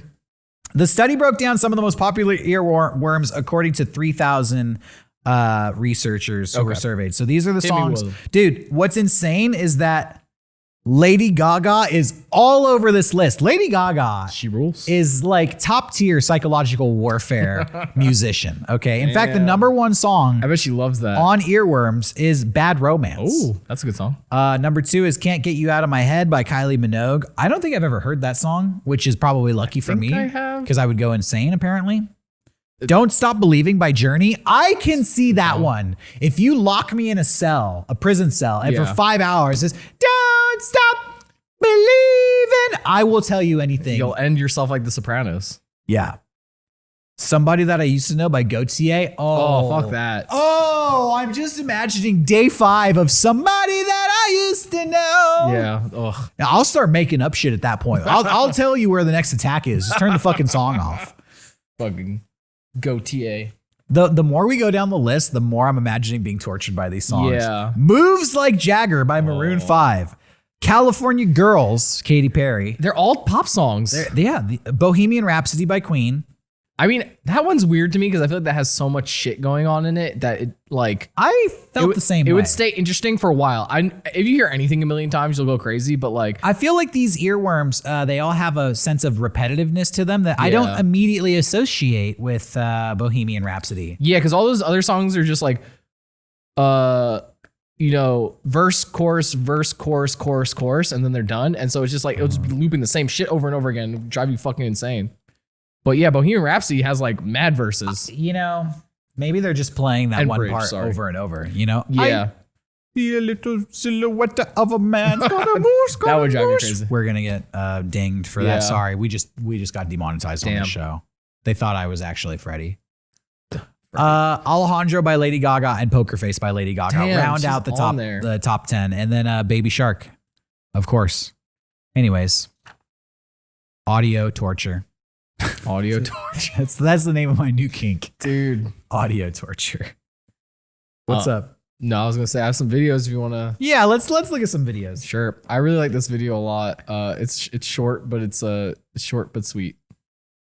Oh, I think we have another. There's a lot of superheroes. Who's this? That's Daddy Batman. Oh, the Dark Knight, I'm guessing, Dark right? Knight, yes. Do you find, not only with movie characters, but do a lot of people request to be movie actors or actors? Daddy that Batman, kind dude. of thing, too? Yes, yeah, absolutely. Okay, guys, come on around. We want to make sure we get everyone in. Who's next? Come Dude, on, the come Fox on. 5 person was like, what the fuck did you just call?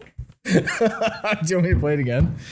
I do, but what I noticed immediately is like, I'm not sure these kids actually know this guy. Oh, yeah. Their reaction is like, Mom, who is this? Yeah. Also, Daddy Batman. Daddy Batman comes out so confidently, and then immediately you see all his confidence fucking drain from him as he shrivels up and has this body language like, is this okay for me to do? I'm gonna get off camera now. Yeah, let's watch it again and watch the transformation here. Oh, I think we have another. There's a lot of superheroes. Who's this? I'm That's Daddy Batman. I'm Daddy prowling behind Batman. you. Ooh, my cape is The big. Dark Knight, I'm guessing, Dark right? Knight, yes. I actually don't know these kids. I don't know if I'm allowed to be wearing this. Yes, I'd appreciate it if you yes, didn't use yeah. this footage. Actually, Yeah, I didn't even notice that. He's in. nervously Yeah. touching his fingers. yeah. Dude, that's amazing. The ears are not pointy too. They're like goofy ears. That's crazy. Daddy Batman. I like Shouts that. out to Daddy Batman. What else you got? Okay, this one, I don't know how much we're gonna get through this, but apparently in McDonald's Canada Okay. decided on a new technique to advertise their food. Okay. They decided to go with a YouTube trend here. Oh God. A favorite of mine, which is ASMR. Put your headphones on and get ready for it. So they did a little McDonald's Is it gonna be ASMR. somebody eating? No, I'm scared. The sound of something new.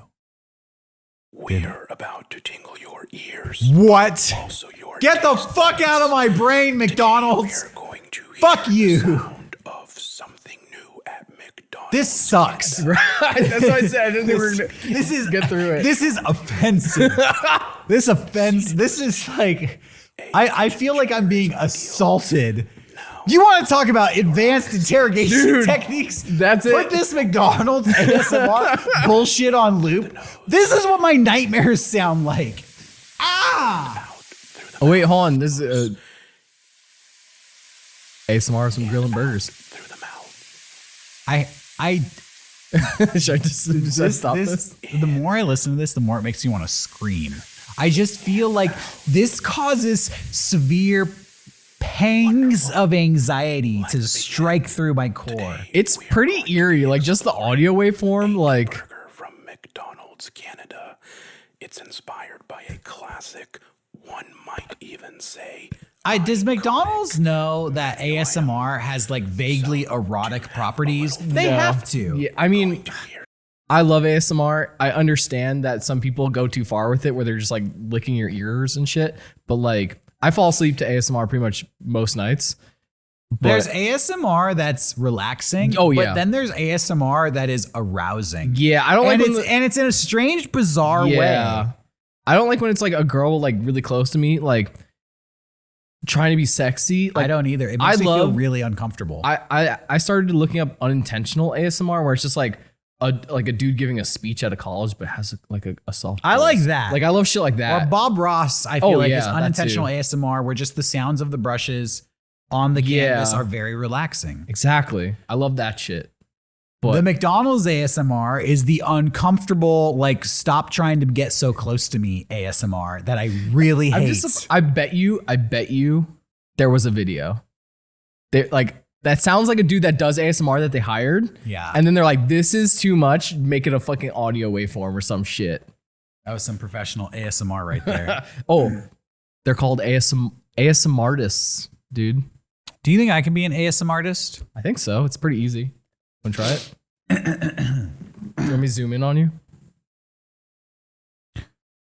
Welcome to the Quarantine Cast. Today we're going to be watching some videos that are slightly disturbing, but mildly amusing and funny. We're also going to be reviewing articles of offbeat and bizarre news from around our country, America the Beautiful, and the world at large. Oh no, it looks like my news reports are a little out of order here. I think I might have to readjust the papers.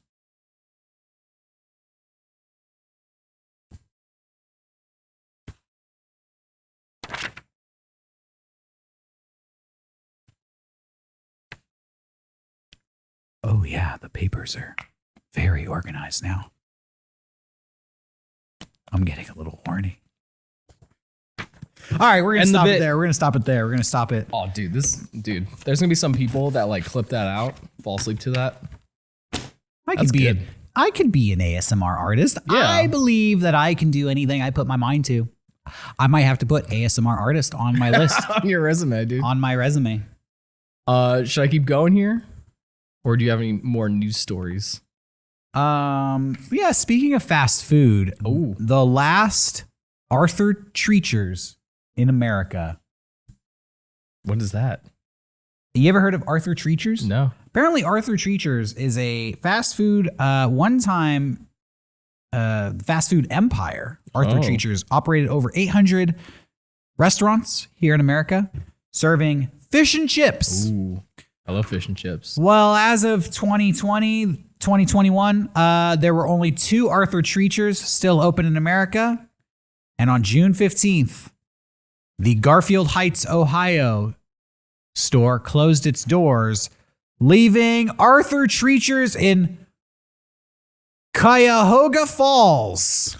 Are they going to do a documentary on that shit like the fucking Blockbuster? The last Arthur Treachers in America. God. I've never been to Arthur Treachers. I don't really like fish and chips. Out here, we have Long John Silver's, okay? Which are also closing. I'm from California. Yeah, because fast food fish I was about to say. sounds like hard. food poisoning waiting to happen. Exactly. But I want to put a challenge out. I don't know if we can do this. I don't know if we can pull this off. Do you think we have the reach? Do we have anybody in Cuyahoga Falls? Can you go to the last Arthur Treachers in America? Can you go there wearing some Mega64 merch, snap a photo of yourself in that Arthur Treachers and send it our way? We will feature your photo on this show if and only if we have an internet soldier out there who can accomplish this task. I do not know if it can be done. If you want to get a video in there too, like, fuck it, we'll play Get it. a video. We show videos all the time. Yeah, Get a video. yeah. We'll review your video. We'll react to your video on this show. Dude. Please, if you are close to the last Arthur Treachers Where in is America, it's in Cuyahoga Falls, a suburb of Akron, Ohio. Oh, if you're in Ohio, I think we do have some people in Ohio. I'm sure we got people in Ohio. Hey, organize a meet and greet. Organize a Mega64 Internet Soldier Fish days. post-pandemic fish party. Arthur days. I would love to get so many Mega64 fans in that Arthur Treachers that Me they too. actually have to open up a second Arthur Treachers. Like we stop it at the last minute and it goes the other way. Like love we this. save Arthur Treachers from extinction. I'll say it now. New favorite restaurant. We try to get them at game days. Yeah. They're gonna supply the food. Arthur Treachers. You need a podcast to sponsor? Send some merch our way. Dude. Anyways, if you're out there in Ohio, visit that place, get a video, get a photo, and if you can get a group of Mega64 fans together and all of you have a shirt on, even better. In fact, if we can get 10 or more people to do it in one photo, I think this is gonna happen. I will personally make some sort of thank you video, post on social media. Maybe we'll even send you some merch. Who knows? We'll make this happen. We're going to see how it goes. Here, pray for me in California here. Pray for us all because This is something that affects me personally because I've experienced this year. Rattlesnakes everywhere. The consequences of California's drought. Oh, that makes sense. California is going through a drought. We're always going through a drought. We were going through a mega drought, which lasted for a decade. Then it rained a little bit, and people were like, the drought's over. The drought's not over. The drought is ongoing. Yes. But as a side effect of the environment changing here, rattlesnakes are increasingly coming into areas that they did not used to populate, including people's homes, neighborhoods, and just highly trafficked areas around San Diego and Southern California. I personally have been out hiking recently for the past few months. I've been seeing rattlesnakes with my own eyes. I've heard like pretty much every week somebody on Facebook is posted like, here's a photo of a rattlesnake I saw. I'm on trails and people are like, did you see the rattlesnake? We just walked past one. Oh God. They're fucking everywhere. That's scary. You ever had to deal with a rattlesnake? No, I've never lived in a place where like there's anything more than like garden snakes. San Diego has rattlesnakes. Yeah. Oh, the whole Southwest. I'm going to get you a rattlesnake. I'm going to get you a rattlesnake encounter. Can you give me the Texas rattlesnake? You don't ever go on hikes with me? Yeah. Would you like to?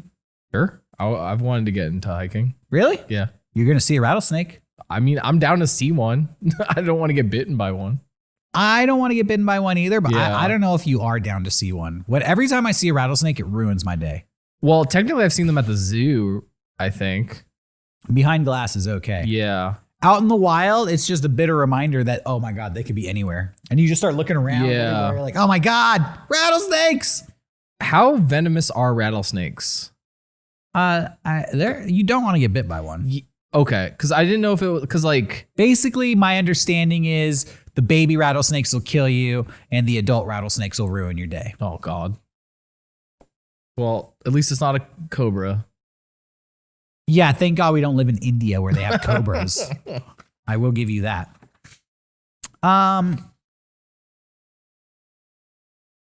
My story got cut off here. Someone commented, I wish I could remember what they said, but they literally wrote out how we can print out articles without this happening. That's so nice. they sent a whole thing like, oh, you could do it in this way and you'll get the whole article. Check out the previous episode's comments. Someone wrote something nice. I'm going to have to look it up, man. Yeah. They're looking out for us. I'm going to skip that story. It was basically, I'll give you the gist of it. A guy went to McDonald's and they forgot to give him his dipping sauce. So he called them up and threatened to blow them up. Wow. With a bomb. But he just used the phone number from his house. So McDonald's called the police and the police came back and just star 69 the guy. And then he was like, yeah, that was me. So they went and arrested him. Wow. That's a good story. I like that one. Yeah, but you know what? After listening to that McDonald's ASMR, yeah, I mean, maybe that guy's not such a villain after all. Who knows? Yeah, who's the real villain? All right, I told you about the woman from New Zealand who had the toy stuck up her nose for 37 years.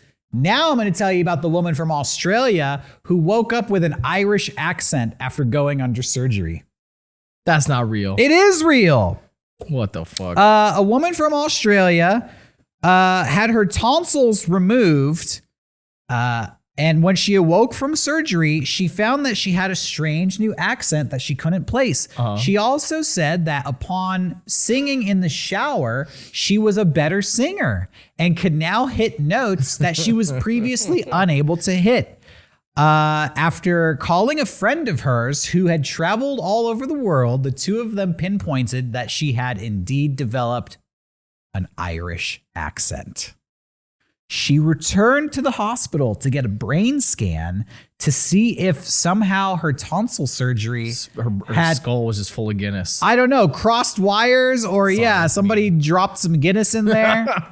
Apparently there was nothing wrong with her brain, but she was diagnosed with something called, this is a great name, Foreign Accent Syndrome, or FAS for short.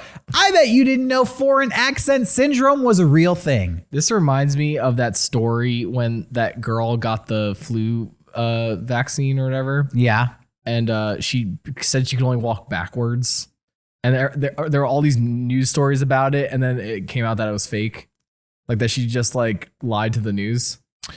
This woman was featured on 60 Minutes Australia. And she said that foreign accent syndrome is a legitimate disorder. It's described as a person's speech changing so that it sounds as though they're speaking in a different accent to their habitual accent. And supposedly, because there's nothing wrong with her brain, this accent is permanent. She's stuck with it. She was Australian. I want to believe. But now she's Irish. At least when you hear her on the phone.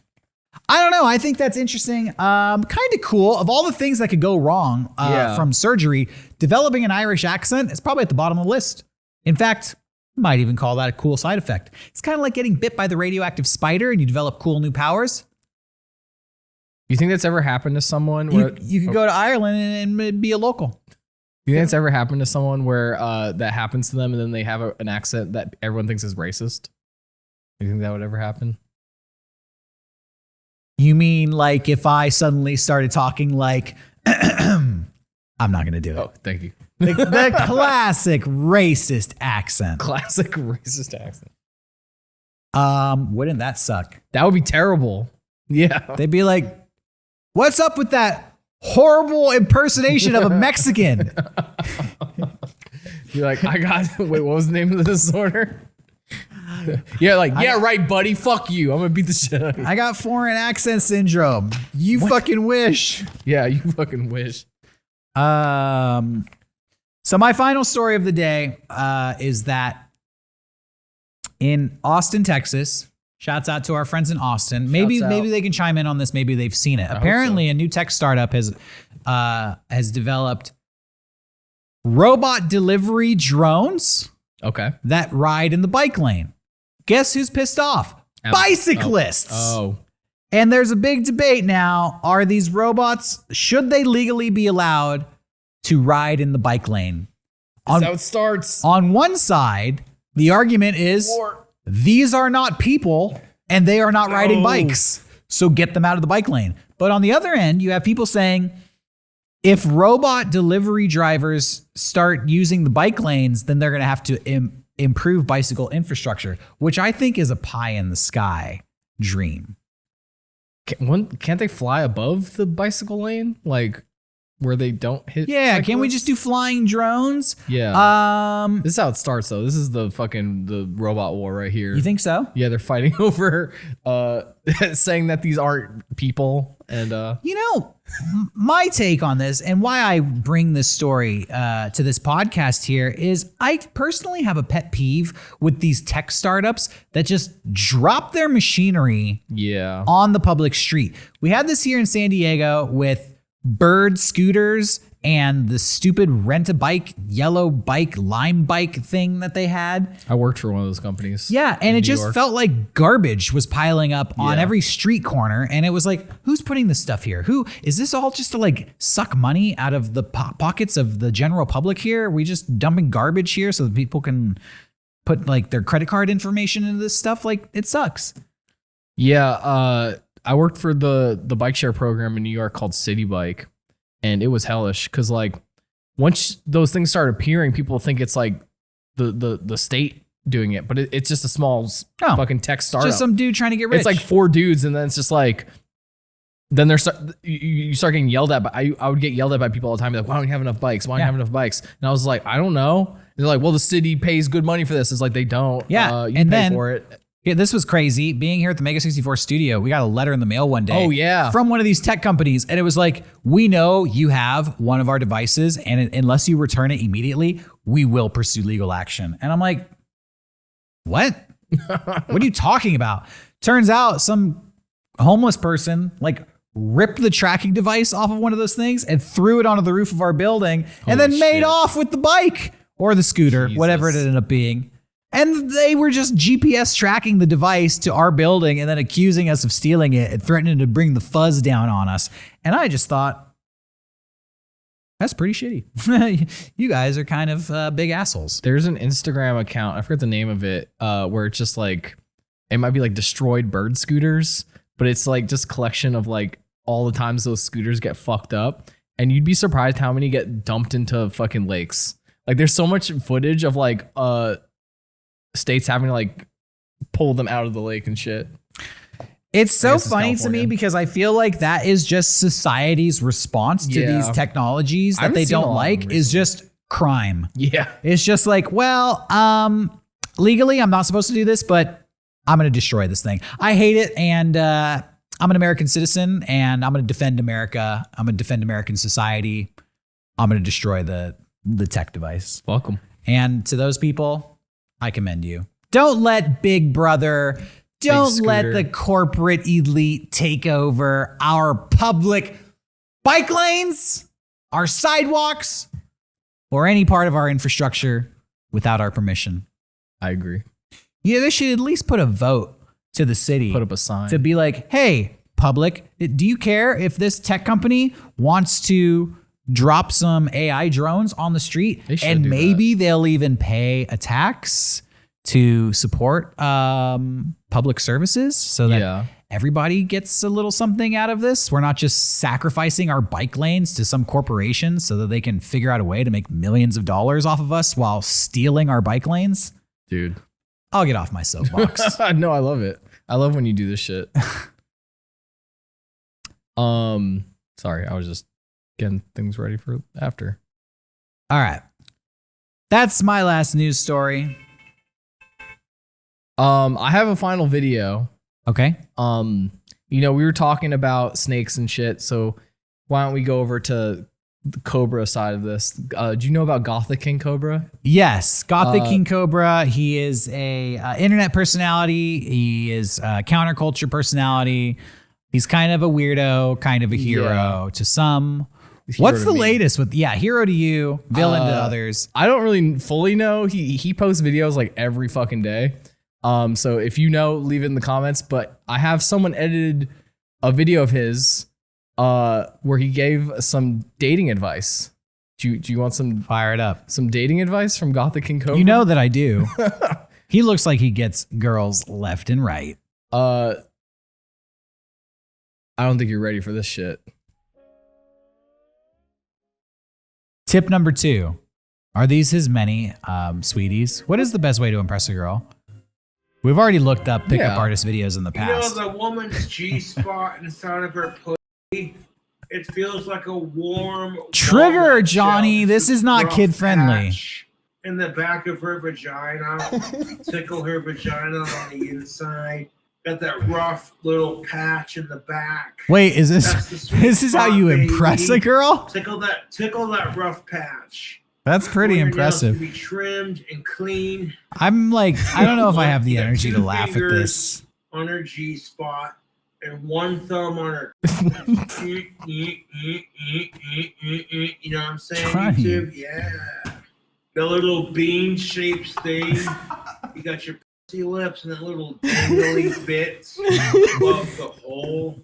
Okay, you see that dangly bit? See, this is where we have a divide because you are clearly getting so much out of this content, and I'm not. Fellas, that dangly piece in the middle is called the clitoris. And if you gently rub on it, it gets hard just like a penis. And it's super sensitive for a lot of women. Well, I think we just got demonetized. I saved it for the end. In all zones. I'll bleep it out. You're gonna bleep that out? Like, what are you gonna bleep? There goes all of our ad-friendly sponsors. Sorry, just the image of him sitting there looking like a schlub drinking Mountain Dew, just talking about female like anatomy is so funny to me. I can't explain it. I can't explain it either, man.